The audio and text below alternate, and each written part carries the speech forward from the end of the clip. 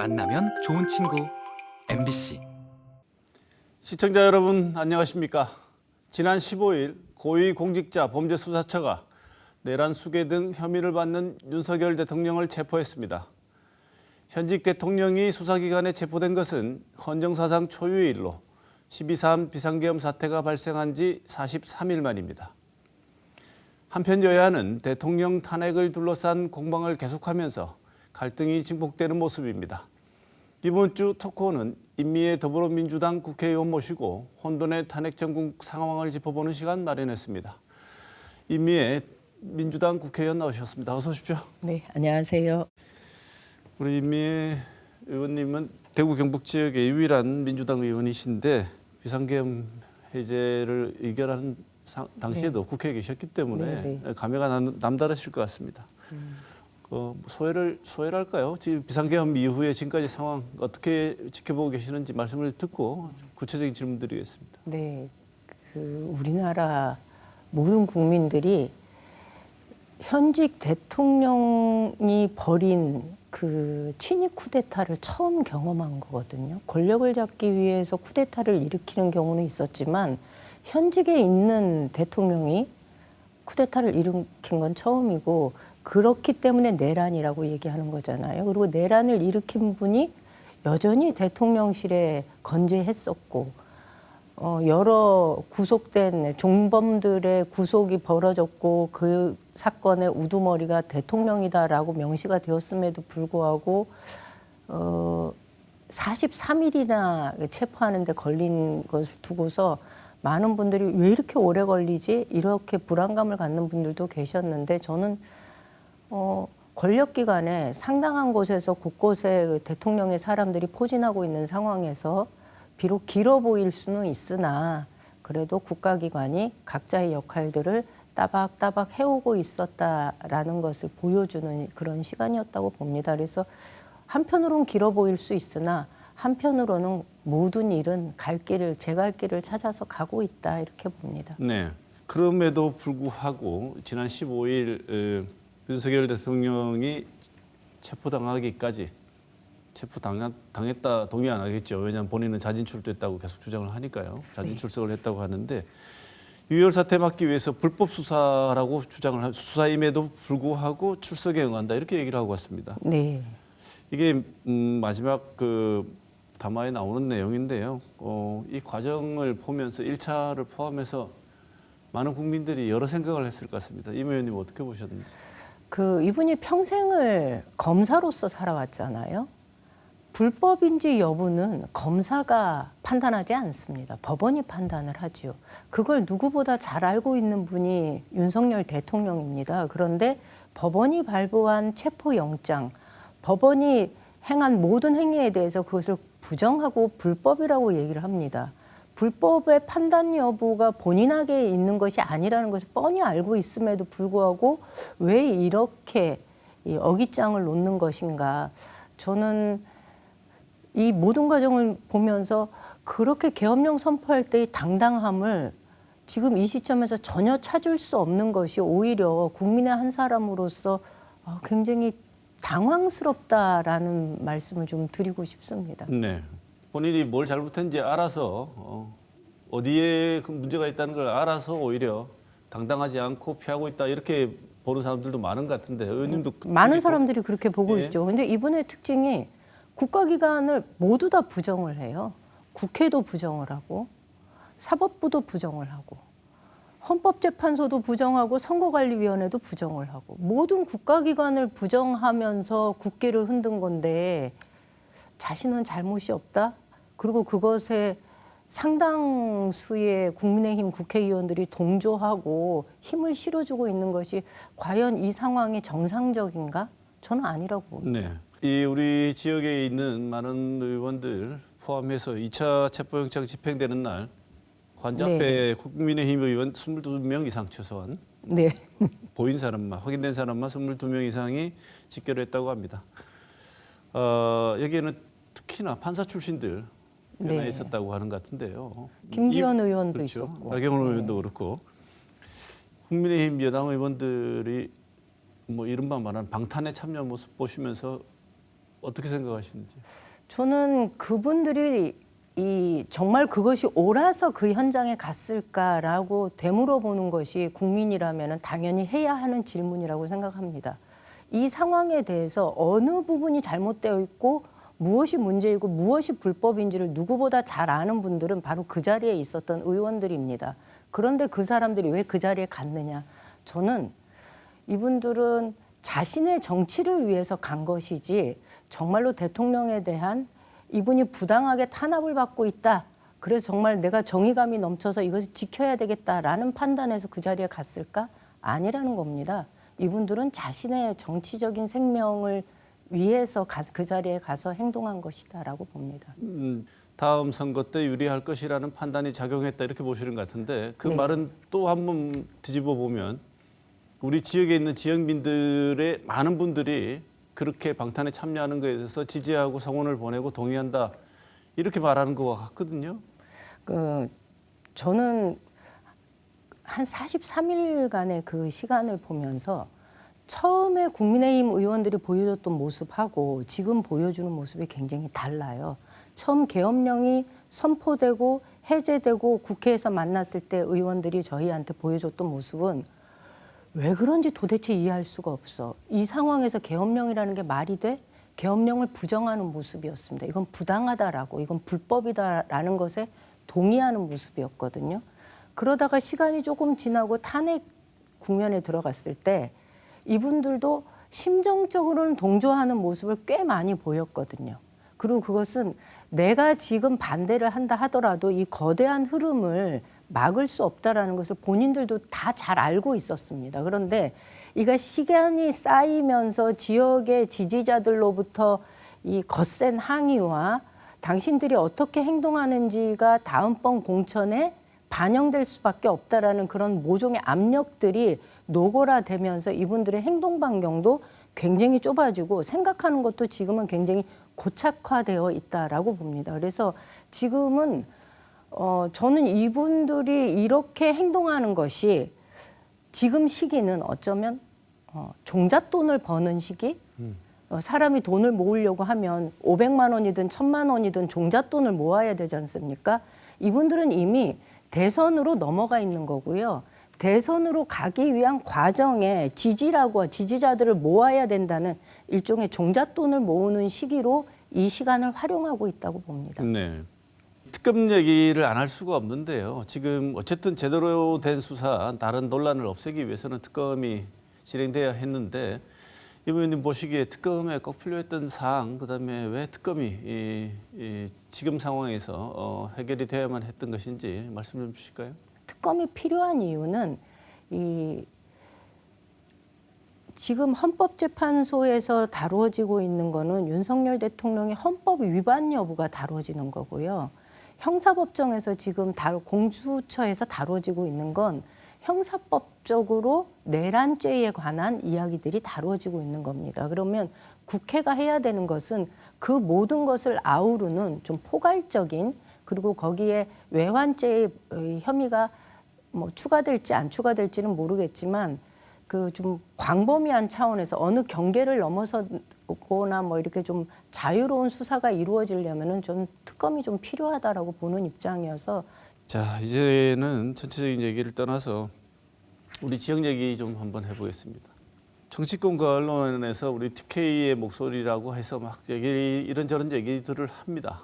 비판적인 목소리, 그다음에 또 한쪽에선 지지하는 목소리 다 하는데 우리 지역 이 서울 정치권, 여의도 정치권에서 비치는 모습과 언론에 비치는 모습을 보시면서 어떤 생각이 드시는지요? 그다음에 우리 지역 민심, 언론에 등장하는 것과 거의 뭐 비슷한 현상을 보인다고 생각하십니까? 아니면 우리 실제 민심과 다른 지표라든지 언론에 등장하는 지역 민심은 좀 괴리가 있는 것 같다 이렇게 보십니까? 저는 괴리가 있다고 보지는 않습니다. 그런데 제가 국회에 올라가서 한 7개월 정도 됐나요? 중간중간에 굉장히 깜짝 놀라는 일들을 여러 번 경험했는데요. 지역 언론의 문제를 제가 짚고 넘어가지 않을 수가 없습니다. 굉장히 왜곡된 정보를 제공하는 언론들이 굉장히 많고 그 언론들이 다수 대구 경북 시도민들의 눈과 귀와 입을 막고 있는 거 아닌가라는 생각을 할 수밖에 없었거든요. 하나 예를 들면 지난번에 제가 국회에서 대구 경북 특별공항, 그러니까 신공항 관련해서 당시 홍준표 시장이 주장했던 것과 그러면 정부는 이 문제에 대해서 어떤 입장인지를 물어본 적이 있어요. 근데 시장의 주장과 기재부의 입장은 완전히 달랐거든요. 달랐다는 것을 확인하는 보도자료를 냈는데 서울의 언론지는 그것을 다뤄주는데 시장이 일종의 거짓말 내지는 이것을 정확한 정보를 유권자들한테 전달하지 않았다라는 입장이었던 반면에 지방의 언론은 이것을 다룰 때 이렇게 다루는 거죠. 중앙정부가 공항 건설에 미온적인 태도를 보인다라고 다루는 겁니다. 이거는 굉장히 다른 입장이거든요. 똑같은 사실을 두고 하나의 사실을 두고 이것을 다루는데 객관적인 팩트를 전달하고자 하는 언론사가 있는가 하면 그것에 자신의 의도를 집어넣어서 보도하는 언론사들이 있고 그런 언론사들이 다수를 점하고 있는 것이 저는 대구 경북이다라고 봅니다. 그러다 보니까 서울에서는 대구 경북 사람들 사실 이해를 잘 못하기도 하고 관심이 별로 없습니다. 왜냐하면 이 지역에 대한 관심을 불러일으켜야 할 사람들은 이 지역의 국회의원들인데 이 지역의 국회의원들은 서울에서 지역 얘기를 하지 않습니다. 그러니 그쪽에서 이 지역에 대해서 관심을 가질 일이 1도 없는 거고요. 점점점 대한민국에서 대구 경북은 정치권에서는 관심이 점점점 줄어드는 지역으로 남아있는 것이 지금 현실이다라는 얘기를 제가 경험해 보면서 드리고 싶은 이야기입니다. 네. 제가 경험한 대구 경북의 시도민들 중에도 상당수는 다르게 생각하는 분들이 많거든요. 그런데 이분들의 목소리가 전혀 드러나지 않고 그냥 대구 경북은 하나의 정치적인 색깔로 퉁쳐서 넘어가고 그렇게 정치권에서 이해되다 보면 이 지역 주민들의 민생과 관련된 문제, 지역 현안과 관련된 문제가 깊이 있게 다뤄질 수 있는 기회가 전혀 없는 거죠. 그러니까 법안 하나를 통과시킬 때도 이것이 국민의힘 의원들이 요구하는 거니까 협상 카드로는 쓰일 수 있지만 정말로 이 사업의 필요성이나 이 법의 필요성에 의해서 이것이 통과되어야 된다고 논의되는 경우는 제가 사실 보질 못했습니다. 그래서 제가 좀 깜짝 놀랐던 거죠. 네. 뭐 이렇게 가다가는 처음에는 그런 얘기가 있었죠. 이제 TK 자민련 된다. 네. 그런데 요즘 이렇게 부쩍 또 힘을 내고 있는 모습입니다. 지지율만 보면. 네. 그런데 앞에 질문 드린 것과 연결이 되지만 TK 지역의 목소리는 국민의힘에서 잘 반영하느냐면 우리 지역의 목소리를 그렇게 잘 반영하는 것 같지는 않은데 이제는 국민의힘이 지역적 기반은 TK라고 하지만 꼭 지역적 기반으로 얘기하는 것 같지 않은 현상이 벌어지고 있는 것 같다. 이런 얘기를 정치학자들이 좀 하는 것 같습니다. 왜냐하면 이념 기반으로 그것도 그냥 우파 이념이 아니라 극우라고 얘기되는 정말 예전에는 극히 일부였던 정치 이념을 가진 사람들의 지지와 결합이 되어 있는 현상, 그렇게 가는 현상. 그리고 국힘당 내부에서도 우리가 이렇게 가는 방향이 맞나라고 문제 제기하는 목소리 소수가 있지만 방향은 그걸로 가는 것 같습니다. 어떻게 보십니까? 저는 그 고리를 끊어야 하는 사람들이 있는데 그분들이 저는 대구 경북의 시도민들이라고 봅니다. 지금 끌려가는 거 맞고요. 이 대한민국의 보수는 필요합니다. 그렇죠? 제가 싫어한다고 해서 국민의힘이 없어지길 바라거나 그러지는 않아요. 건강한 보수는 필요하고 이 보수의 힘은 커져야 되는 것이 맞습니다. 그런데 지금 보수가 과연 정상이냐라고 묻는다면 그 부분에 대해서 우려를 표하는 사람들이 굉장히 많거든요. 그러면 지금 이렇게 돌이켜보면 좋을 것 같습니다. 대통령이 왜 이런 결정을 했을까? 이 결정에 이르는 과정에 그러면 우리 지역이 다수를 차지하고 있는 국민의힘 국회의원, 국민의힘은 이 책임에서 자유로운가? 아니라는 겁니다. 대통령이 계엄을 선포하기 전까지 있었던 일련의 과정들을 보면요. 그런 징후는 굉장히 많았어요. 대표적으로 바이든 날리면 사태, 선거 전에는 왕자를 쓰고 나왔던 사태, 그 이후에 어떤 뭔가를 잘못했을 때마다 그것에 대해서 비판하고 그것을 다시 받아들이고 고쳐나가려고 하는 정치권의 모습보다는 그것을 감싸주기에 바빴던 것이 국민의힘이었거든요. 그리고 그것이 옳은 것처럼. 근데 결국은 결과가 이렇게 나왔지 않습니까? 저는 이 고리를 대구 경북 시도민들이 언젠가는 끊어줘야 된다. 그리고 근본적인 질문을 지금은 해야 된다. 보수가 어떻게 되어야 국민들로부터 지지받고 대한민국의 이 성장을 끌어내는, 견인해내는 보수 본연의 가치를 발휘할 것인가에 대해서 근본적인 질문을 할 단계가 되었다고 봅니다. 네. 지금 그 말씀을 하시니까 이 질문이 더 드리고 싶어졌는데 실제로 국민의힘 내부의 국회의원들이 어떤 이 탄핵 정국에 대해서 탄핵 사태에 대해서 어떻게 생각을 하는지 이 내란에 대해서 어떻게 생각을 하는지는 현장에서 같이 이렇게 얘기를 하거나 부딪혀 보면 더 잘 알 수 있지 않겠습니까? 그 현장에서 그렇죠. 제일 잘 느껴볼 수 있는 지점이 옛날에 계엄 해제할 때였을 것 같습니다. 네. 이기고 그다음에 탄핵 소추 표결할 때도 그렇고 탄핵으로 넘어오면서 이렇게 갑자기 이 온도차가 좀 생긴 것 같습니다. 다니면서 설득하셨을 거 아닙니까? 아, 이야기는 좀 해봤습니다. 그러면 느낌이 좀 네. 오실 텐데. 그러니까 아까도 말씀드렸지만 그 12월 3일 그때 이후로 점점점 이분들의 얘기가 이 하나로 이렇게 모아지는 느낌? 그리고 요지부동으로 가는 느낌을 좀 많이 받는 개인의 거죠. 선택일까요? 아니면 밀리는다는 느낌이 듭니다. 그러니까 본인의 선택이라기보다는 제가 요즘 느끼는 거 생각하는 것과 말하는 것과 행동하는 것이 심각하게 부조화, 그래서 소위 인지 부조화 상태라는 말을 제가 눈앞에서 좀 경험하는 것 같습니다.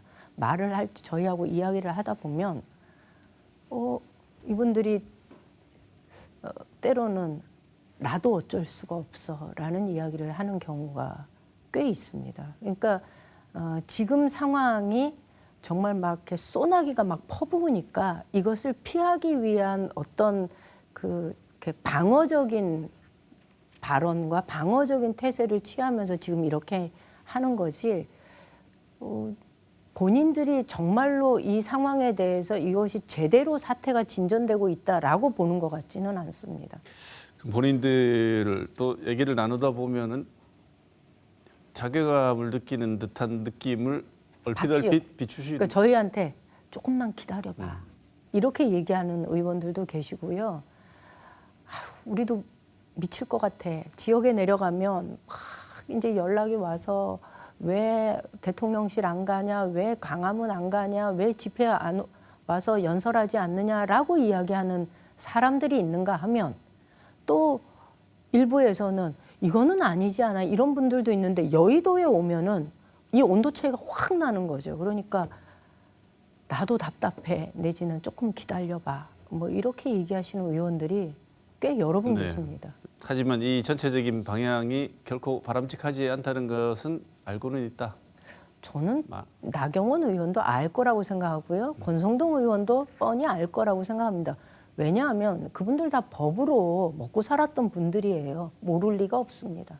요즘 보니까 법으로 먹고 사신 분들이 더 무서운 것 같더라고요. 법으로 그렇죠. 빠져나가고 법으로 버티고. 이분들이 온 국민을 법조인을 만들 생각인지 사실 체포적부심을 우리가 신청한다는 얘기를 들어본 적이 별로 없어요. 네. 판사들도 체포적부심이 1년 가야 몇 건 신청이 안 들어온다는 거예요. 구속적부심은 많이들 해보지만 그래서 온 국민이 체포적부심이라는 것도 있구나라는 걸 경험했습니다. 윤석열 퇴진 집회할 때 탄핵 소추안 가결 이후에 여러 퇴진 집회들이 있었습니다만 12월 21일 날 전국 농민회 총연맹이 시위를 했었는데 조금 상징적인 시위가 됐습니다. 임미 의원은 농민 출신 정치인 아니겠습니까? 지금도 농사 짓고 지금은 이제 의정 활동하신다고 못하시지만 농사를 쭉 지으셨고요. 감회가 남다르실 것 같은데 어떠셨습니까? 남다르죠. 제가 그 현장에 가 있었고 농민들의 투쟁은 늘 외로웠거든요.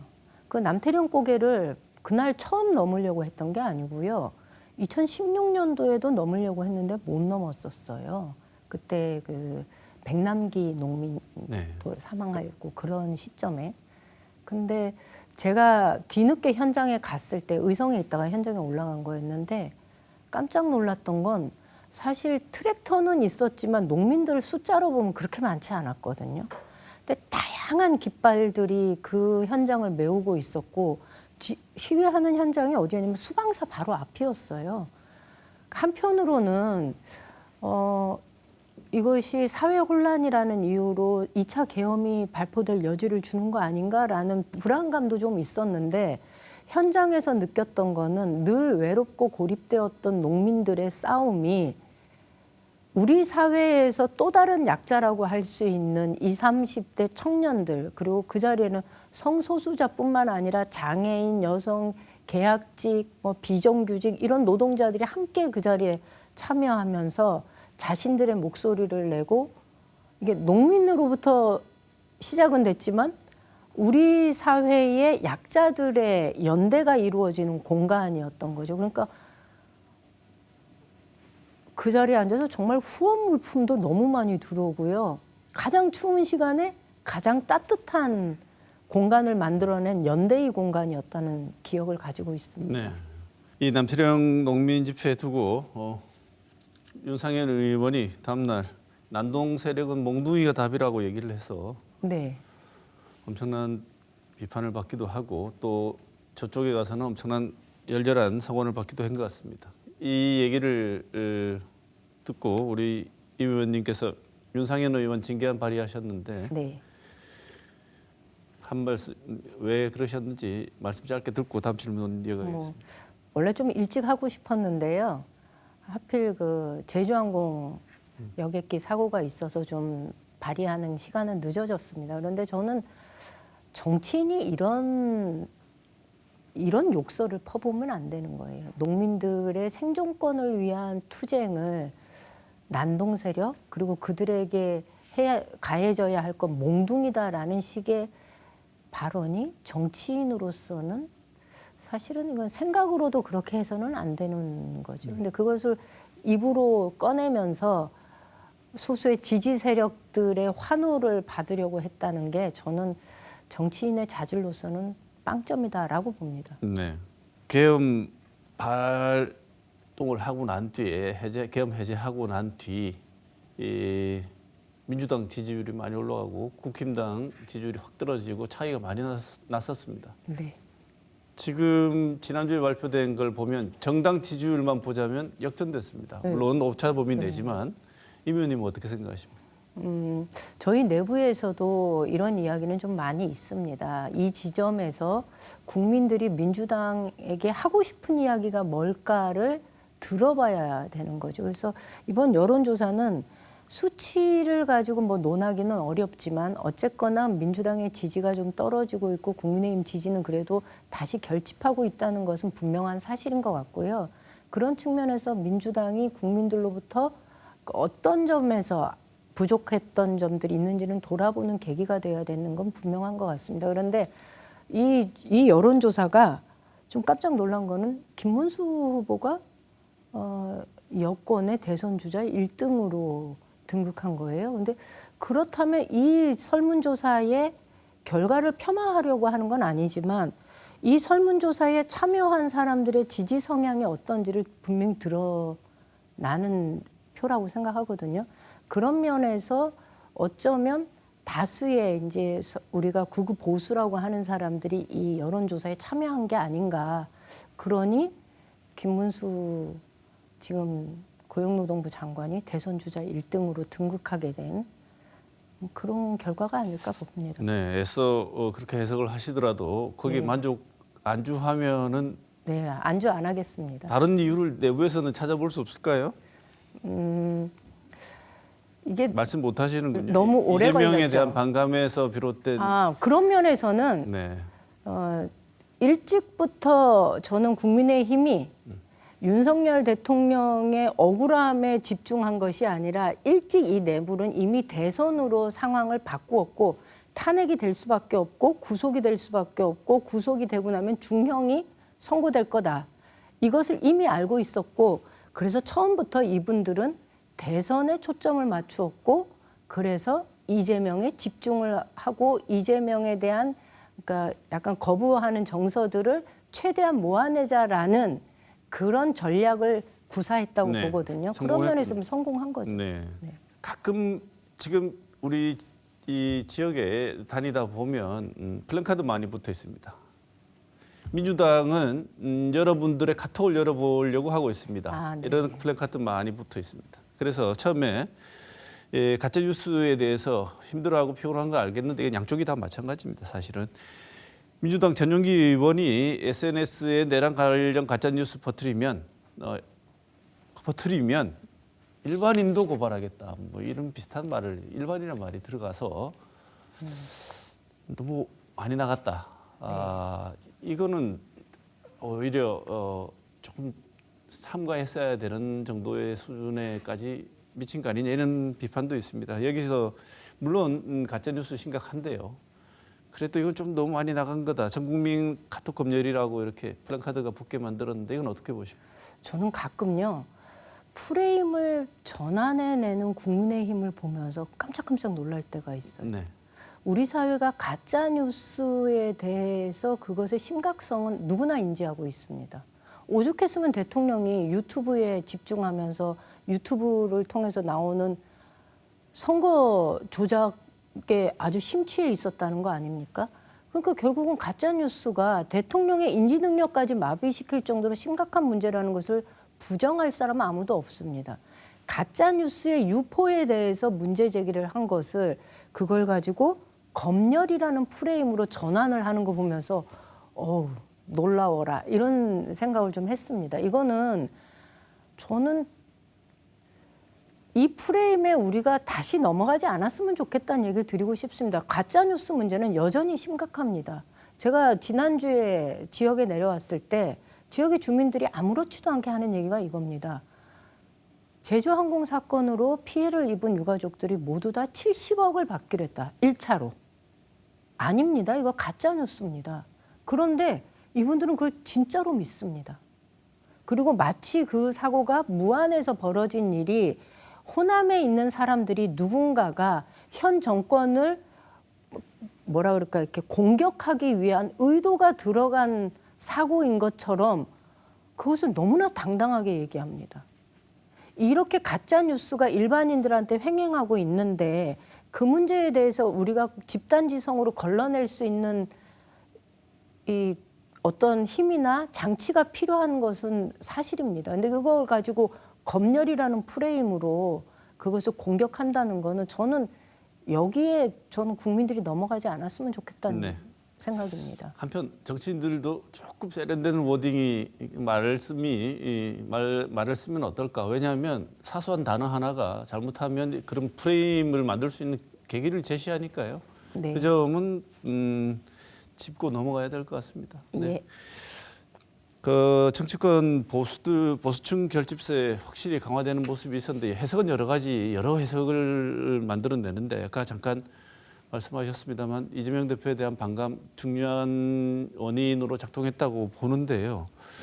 지금도 계속 이재명 사법 리스크 얘기합니다. 그다음에 헌재에서 빠른 신속한 심리를 할 때마다 국힘당에서는 왜 이재명 재판은 빨리 안 하느냐. 하나는 완행열차 타고 하나는 KTX다 이런 얘기도 하는데 네. 민주당 차원에서 이런 공격들, 이재명 리스크, 기타 등등 포함해서 이재명 대표 관련된 문제 어떻게 풀어가실 생각인지 뭐 당에서 얘기되는 거 있으면 말씀 듣겠습니다. 그 이재명 대표와 관련된 건 이미 이 공이 재판부로 넘어갔고 지금 2심이 진행 중이지 않습니까? 그리고 이 재판부에 대해서 석 달 동안 다른 사건을 배당하지 않겠다고 얘기한 겁니다. 그럼 이거는 석 달 동안 집중 심리를 하겠다는 것을 재판부가 얘기한 거고 저는 재판부가 조기 대선으로 들어갈 가능성이 높다는 것에 인정했기 때문에 이런 조치를 취했다고 봅니다. 그리고 재판부는 재판부대로 자신의 역할을 따박따박 하는 것이 맞고 그것이 오히려 민주당과 이재명 대표에 대해서 가지고 있는 여러 가지 뭐 이렇게 이야기들을 불식시킬 수 있는 기회라고 생각을 하기 때문에 환영합니다. 오히려 재판부는 재판부의 일을 하라. 우리는 우리의 일을 하겠다는 것이 저희 입장입니다. 네. 한 번도 어떤 사람은 가짜 뉴스 아니냐고 되물었을 만큼 이번 계엄 사태, 내란 사태는 참 많은 충격을 줬고 지금도 그 충격은 계속되고 있습니다. 특히 우리 시도민들한테는 다른 면에서 충격이 더 있었을 거라고 생각합니다. 보수 출신 두 명의 대통령이 연달아 탄핵을 당하는 일을 또 겪어서 잘잘못과 공과를 모두 떠나서 그것 자체만으로도 굉장히 마음 상해 있는 부분이 많이 있을 거라고 생각이 듭니다. 우리 시도민에게 이번 탄핵 정부 관련해서 어떤 말씀 드리고 싶은지 임 의원님 말씀 듣고 오늘 시간 마쳐야 될 것 같습니다. 윤석열 대통령이 관저에서 체포되던 날 한편으로는 이 모든 일련의 사태들이 일단락 지워지는 듯한 느낌 들어서 홀가분하기도 했지만 한편으로는 이게 국민들은 갑자기 계엄이란 당한 거잖아요. 그리고 그 과정에서 우리가 이 정치권이 어떻게 이 문제를 풀어나가야 될 것인가에 대해서 좀 마음이 착잡한 그런 이중의 감정을 가졌습니다. 저는 대구 경북의 이 시도민들한테 꼭 드리고 싶은 이야기 중에 하나가 누가 책에 보면 이런 얘기가 있어요. 학력이 높은 사람일수록 들어오는 정보에 대해서 뉴스에 대해서 그 정보의 정확성을 판단하는 것이 아니라 자신의 믿음과 이것이 일치하느냐를 두고서 판단하는 경향이 아주 갈수록 더 높아진다 이런 얘기를 하거든요.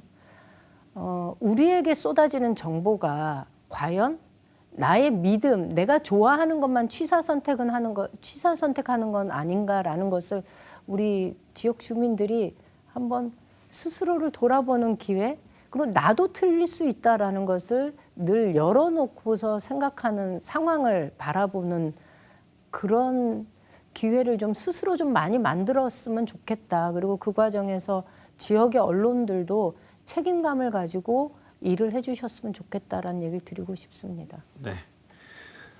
이번 주 토크는 혼돈의 탄핵 전국 속에서 우리가 짚어봐야 될 여러 가지 지점들 임미애 더불어민주당 의원 모시고 짚어봤습니다. 의원님 오늘 말씀 감사드립니다. 고맙습니다. 네, 고맙습니다.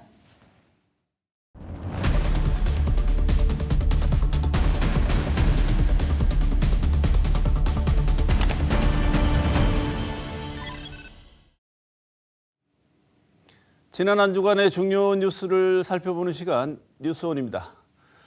오늘도 보도국 김은혜 기자 나와 있습니다. 어서 오십시오. 안녕하십니까? 네, 지난 한 주도 참 굵직한 뉴스들이 많았던 것 같습니다. 네, 첫 소식은 예상하시는 소식입니다. 이번 주 초에 우리 국민 모두가 헌정사상 초유의 대통령 체포를 목도했습니다. 대통령이 공직자 범죄 수사처 소환에 여러 차례 불응하면서 체포영장이 발부가 됐고 집행이 됐는데요.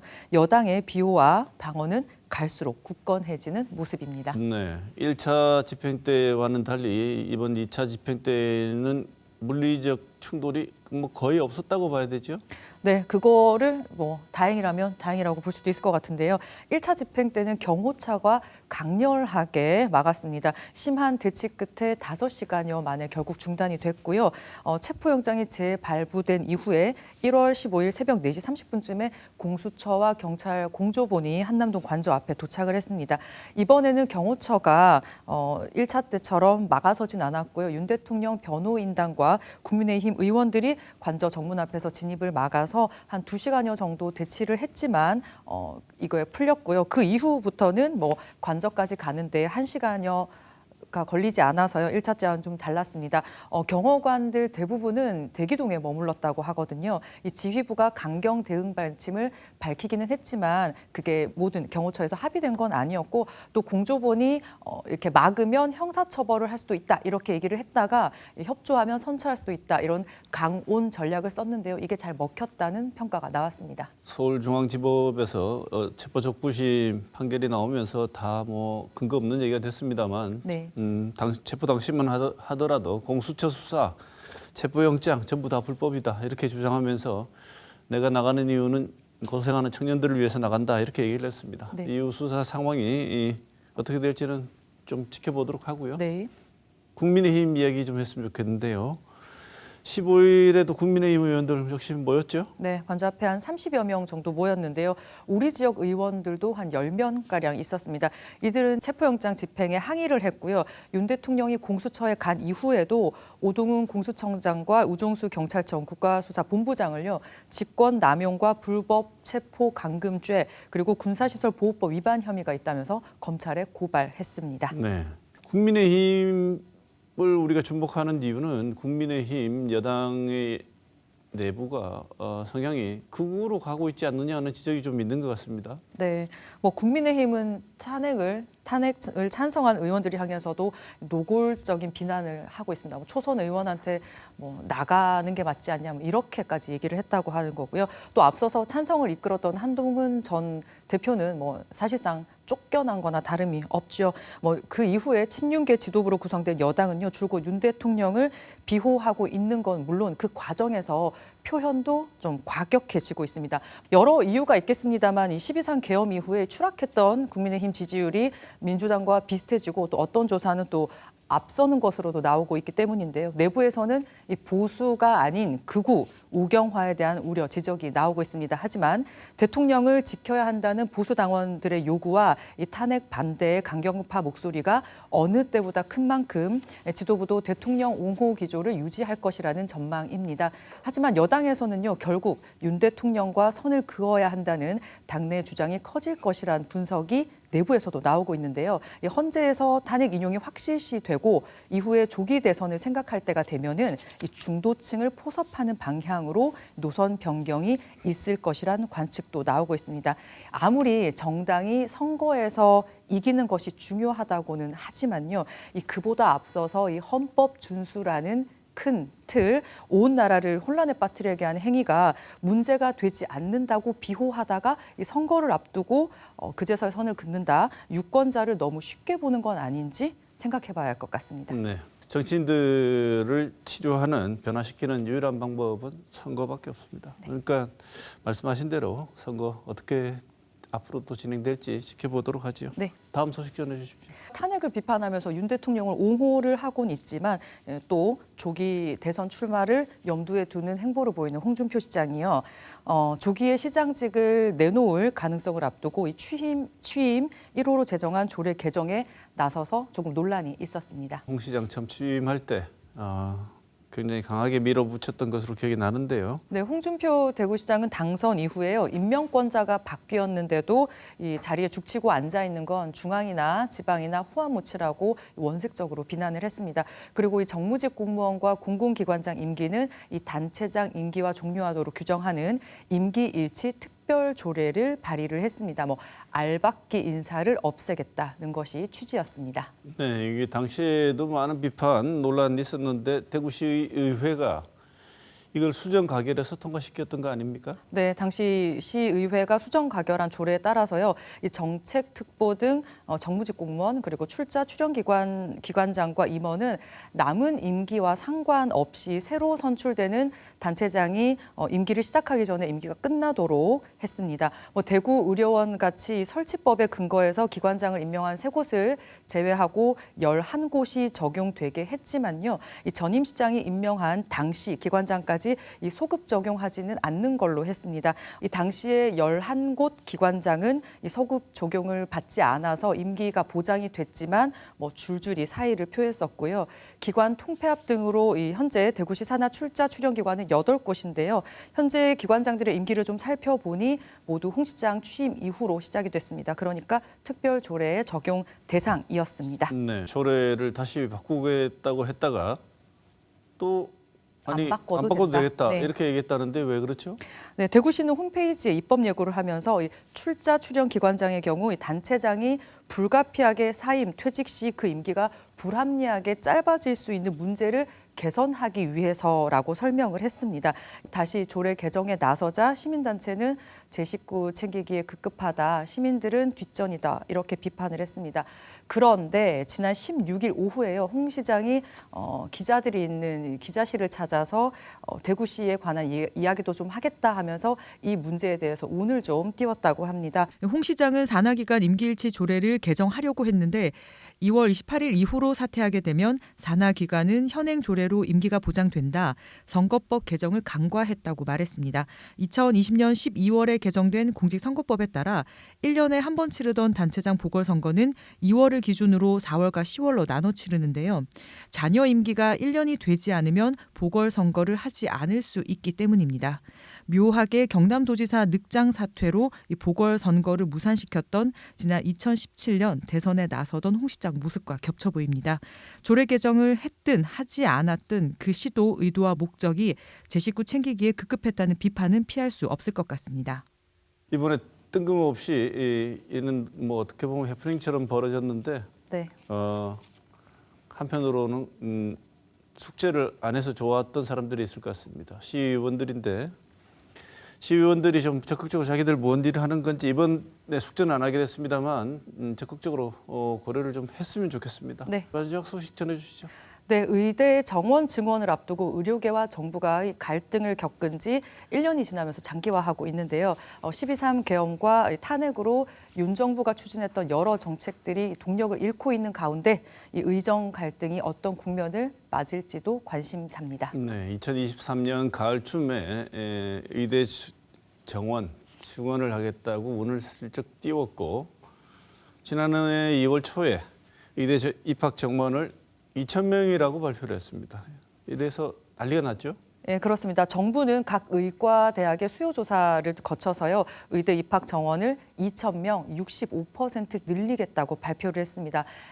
소위 말하는 그 인서울 의대는 정원을 유지를 했고요. 대부분을 비수도권에 늘린 인원을 배정했는데 우리 지역만 보면 경북대 의대에 90명, 그리고 계명대와 영남대에는 44명, 대구 가톨릭대 의대에는 40명을 배정을 했습니다. 이후에 학교별로 학칙 개정을 통해서요. 경북대는 배정의 절반 정도입니다. 45명. 그리고 계명대와 대구 가톨릭대는 배정된 인원만큼 모집을 하기로 했고요. 영남대는 44명을 늘리기로 했지만 2025학년도에는 24명을 일단 모집하는 것으로 했습니다. 정부가 이렇게 밀어붙이긴 했지만요. 2,000명이라는 이 수치에 근거를 대라는 식으로 이제 의료계를 중심으로 반발이 거셌습니다. 의대생들은 동맹 휴학 그리고 전공의들이 집단 사직으로 이어졌습니다. 지난 추석 연휴를 좀 기억을 하실지 모르겠는데요. 전공의 사직으로 응급실 운영에 차질이 빚어지면서 이 응급실 뺑뺑이 사례가 연일 보도가 됐었습니다. 네. 네. 이렇게 가면서 의료 현장은 현장대로 지금 지쳐 있고 국민들은 불편, 그다음에 무슨 갑자기 아프게 되면 불안한 거 네. 이런 일이 계속되고 있지 않습니까? 아직까지 그 의료 인력들이 빈 공백이 여전하기 때문입니다. 보건복지부가 더불어민주당 임미애 의원에 낸 전국 100대 수련병원 전공의 출근 현황을 좀 살펴보면요. 대구는 전공의 862명 중에서 26명이 출근해서 출근율이 3%, 경북은 60명 중 7명이 출근을 해서 출근율이 11.7%에 그치는 것으로 나타났습니다. 대구 지역 수련병원 소속 레지던트는요, 3.5%, 경북은 15.6%가 출근을 하고 있습니다. 인턴의 경우는 대구 출근율이 1.4%인 3명, 그리고 경북은요 15명 중에서 1명도 없습니다. 올해 레지던트 1년차 모집 정원이 333명인데요. 지원자가 18명으로 5%에 불과한 상황입니다. 의료인력 공백으로 이 대학병원마다 이 한계가 달했다는 얘기가 나오고 있는데요. 서울대 보건대학원이 실시한 여론조사에서요. 의정 갈등으로 인해서 스트레스를 받고 있다는 응답이 국민들을 대상으로 한 여론조사에서 이 70%에 달했습니다. 네, 여러 가지 안타까운 사례들도 많이 이제 얘기들이 있었는데 네. 양쪽 다 꿈쩍도 하지 않았지 않습니까? 네. 근데 지난 12.3 포고령 계엄 포고령에 보면 정말 이 계엄 포고령에는 볼 수 없는 뜬금없는 구절이 있었죠. 전공의들 복귀하지 않으면 체포해서 처단한다. 뭐 이런 얘기가 있어가지고 많은 사람들이 경악을 했었는데 맞습니다. 네. 이런 기류 최근에 근데 이 둘의 강경 대치 기류가 조금 변화가 있다지요? 최상목 대통령 권한대행 경제부총리와 그리고 이주호 사회부총리가요. 잇따라서 의대 정원 증원에 대한 이 사과 발언을 했습니다. 그리고 2026학년도 정원을 이 원점에서 논의할 수 있다 이렇게 이야기를 했고요.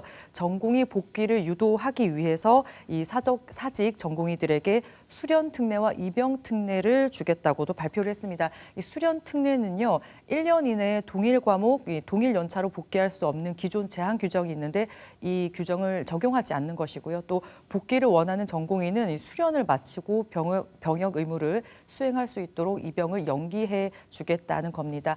현재 이 강경파로 분류되는 이 신입의협회장과 이 대행 체제의 정부가 접점을 찾을 수 있을지는 좀 미지수이긴 하지만요. 아직까지 가장 중요한 건 국민의 안전 그리고 이 공공재로서의 의료의 역할을 잘 할 수 있도록 두 양측이 결론을 내야 될 것 같습니다. 네, 김은혜 기자 이번 주도 수고 많았습니다. 맞습니다.